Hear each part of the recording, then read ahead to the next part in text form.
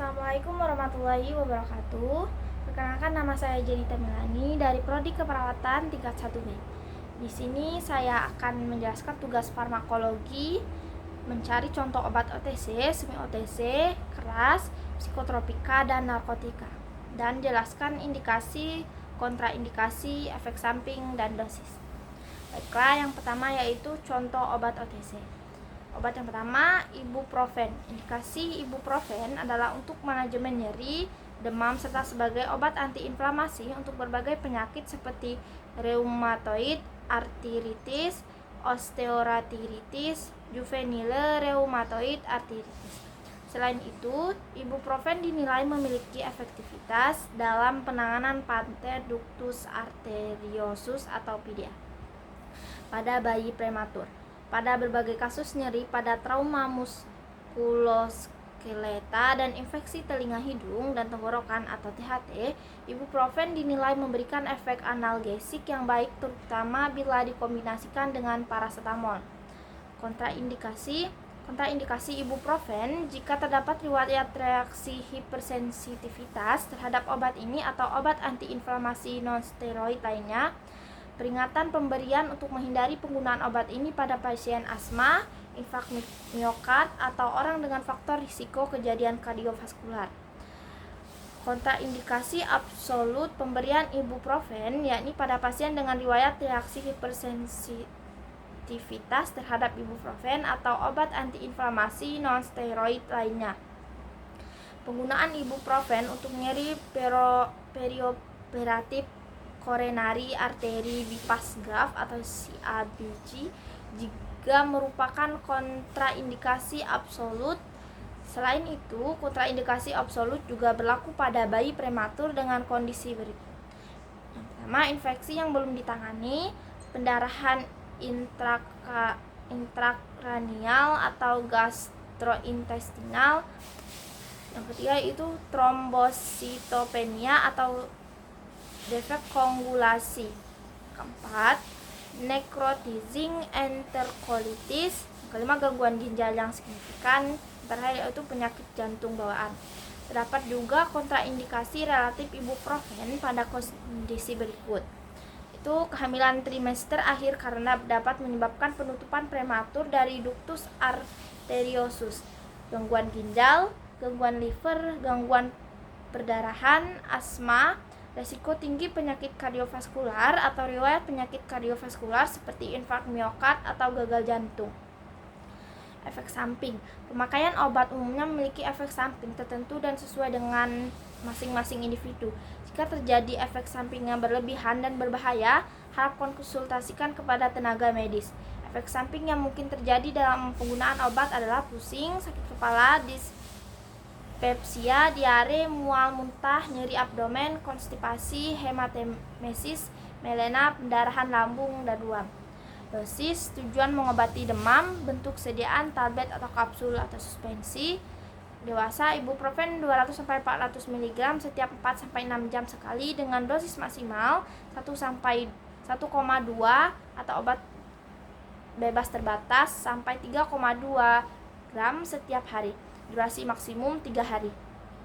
Anak 6 bulan sampai 12 tahun 5-10 mg per kilogram setiap 6-8 jam, maksimal penggunaan 40 mg atau kilogram per hari, maksimal 400 mg atau dosis. Contoh obat semi OTC atau CTM, chlorpheniramine.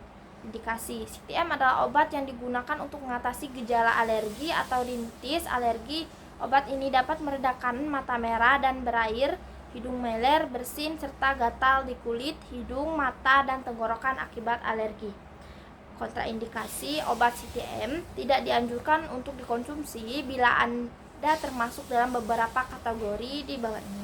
Pertama yaitu penderita glukoma sudut sempit, pasien obstrukasi leher kandung kemih, pasien hipertrofi prostat, penderitaan tukak lambung stenosis, pasien serangan asam akut.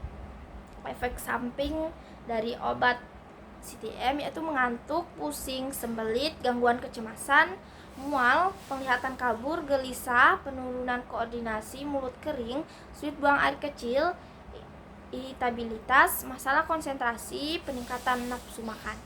Dosis untuk sediaan tablet dewasa 1 tablet diminum 3-4 kali per hari, maksimum 6 tablet per hari.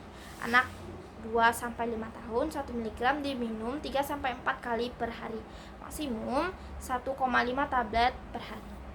6-12 tahun 0,5 tablet diminum 3-4 kali per hari, maksimum 3 tablet per hari.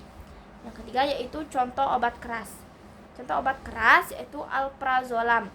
Indikasi alprazolam adalah obat golongan benzodiazepin. Obat ini biasanya digunakan sebagai pengobatan untuk mengatasi gejala gangguan kecemasan dan gangguan panik. Dosis obat ini bisa berbeda-beda tergantung kondisi dan usia. Jadi, obat ini hanya boleh digunakan dengan resep dokter. Penting untuk tidak menggunakan obat ini sembarangan karena ada risiko efek samping yang perlu diwaspadai. Kontraindikasi. Alprazolam tidak boleh diberikan pada orang yang mengidap kondisi seperti myasthenia gravis, insufisien pernapasan berat, sindrom apnea tidur, glaukoma sudut tertutup akut, dan gangguan fungsi hati. Efek samping umum alprazolam mungkin termasuk rasa kantuk atau merasa pusing. Mengantuk atau pusing bisa bertahan lebih lama pada orang dewasa yang lebih tua atau lansia. Berhati-hatilah untuk menghindari jatuh atau cedera yang tidak disengaja.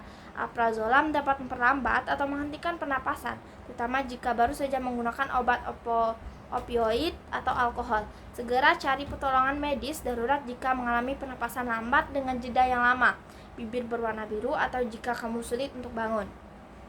Dosis. Secara umum untuk mengobati gangguan kecemasan untuk tablet dan tablet cepat larut, dosisnya adalah dewasa dosis 0,25-0,5 mg diminum 3 kali sehari. Dosis dapat ditingkat tiap 3-4 hari hingga mencapai dosis 3-4 mg per hari. Lama pengobatan tidak boleh lebih dari 12 minggu. Lansia, dosis 0,25 mg diminum 2-3 kali sehari. Dosis dapat ditingkat secara bertahap berdasarkan kondisi. Yang keempat yaitu contoh obat narkotika, yaitu kodein. Indikasi kodein adalah obat untuk meredakan nyeri berat yang tidak dapat diatasi dengan pereda nyeri lainnya. Selain itu, obat ini juga bisa digunakan untuk meredakan batuk. Kodein dapat ditemukan dalam bentuk kesediaan tunggal atau dalam kombinasi dengan obat lain. Kontraindikasi kodein atau kodein adalah depresi pernapasan anak usia sampai 12 tahun, anak usia kurang dari 18 tahun yang baru saja menjalani tonsilektomi atau adenoidektomi, dan asma bronkial. Label peringatan obat ini menegaskan risiko terhadap pasien lansia, pasien berat badan kurang, pasien difabel, pasien hipotensi berat, atau pasien dengan peningkatan tekanan intracranial dan penurunan kesadaran. Kontraindikasi. Penggunaan kodein pada anak-anak berusia kurang dari 12 tahun dikontraindikasikan karena ada bukti surveillance tentang risiko depresi napas dan kematian. Risiko ini diperkirakan berhubungan dengan peningkatan proporsi ultrapahit metabolizer pada kelompok usia tersebut. Selain itu, untuk anak-anak berusia 12-18 tahun pasca operasi tonsil dan adenoid juga memiliki risiko lebih tinggi terhadap depresi napas terkait kodein. Efek samping kodein atau kodein yang terutama perlu diwaspadai adalah adikasi opiat dan depresi pernapasan. Interaksi obat terjadi bila kodein dikonsumsi dengan obat lain yang di metabolisme jalur CYP2D6 seperti amiodaron, simetidin, dan metoclopramid. Kodein mungkin menimbulkan adikasi opiat. Selain itu, obat ini berisiko menimbulkan efek samping berbahaya seperti bronkospasmus, laryngospasmus, dan depresi pernapasan, dispania, dan reaksi anafilaksis akibat obat. Efek samping respirasi yang berbahaya ini terutama berisiko terjadi pada anak-anak. Dosis. Bentuk sediaan tablet atau kapsul sirup. Dokter akan menentukan dosis kodein sesuai dengan kombinasi obat kondisi dan usia pasien. Berikut adalah dosis umum kodein berdasarkan tujuan penggunaannya. Tujuan: meringankan nyeri. Dewasa, dosis awal 15-60 mg tiap 4 jam, dosis maksimal 360 mg per hari. Anak usia di atas 12 tahun, 0,5-1 mg KGBB diberikan tiap 6 jam. dosis maksimal 240 mg per hari dan dosis maksimal per dosis 60 mg. Contoh obat fitofarmaka, Stimunoforte. Indikasi, Stimunoforte adalah suplemen untuk memperkuat daya tahan tubuh. Produk herbal ini juga dipercaya mampu menurunkan risiko terjadinya infeksi dan mempercepat proses penyembuhan penyakit infeksi. Kontraindikasi, 1. Tidak boleh diberikan pada pasien hipersensitif terhadap kandungan bahan dalam produk. Kedua, tidak boleh diberikan pada pasien yang memiliki riwayat penyakit autoimun. Efek samping, hingga saat ini belum ada laporan mengenai efek samping dari Stimunoforte. Namun, kandungan meniran hijau dalam suplemen herbal dapat menyebabkan efek samping ringan berupa mual dan sakit perut. Periksaan diri ke dokter jika efek samping di atas tidak membaik atau bertambah parah. Hentikan konsumsi Stimunoforte dan segera ke dokter jika ada mengalami reaksi alergi yang bisa ditandai dengan ruam kulit disertai gatal, bengkak di bibir atau kelopak mata atau sulit bernapas. Dosis Stimunoforte untuk orang dewasa dan anak-anak usia kurang dari 12 tahun berdasarkan bentuk sediaannya. Stimunoforte kapsul, dosis yang dianjurkan adalah 1 kapsul 3 kali sehari. Stimunoforte cair, dosis yang dianjurkan adalah 10 mg atau 1 stick pack 3 kali sehari. Baiklah, hanya itu yang dapat saya sampaikan. Saya akhiri. Wassalamualaikum warahmatullahi wabarakatuh.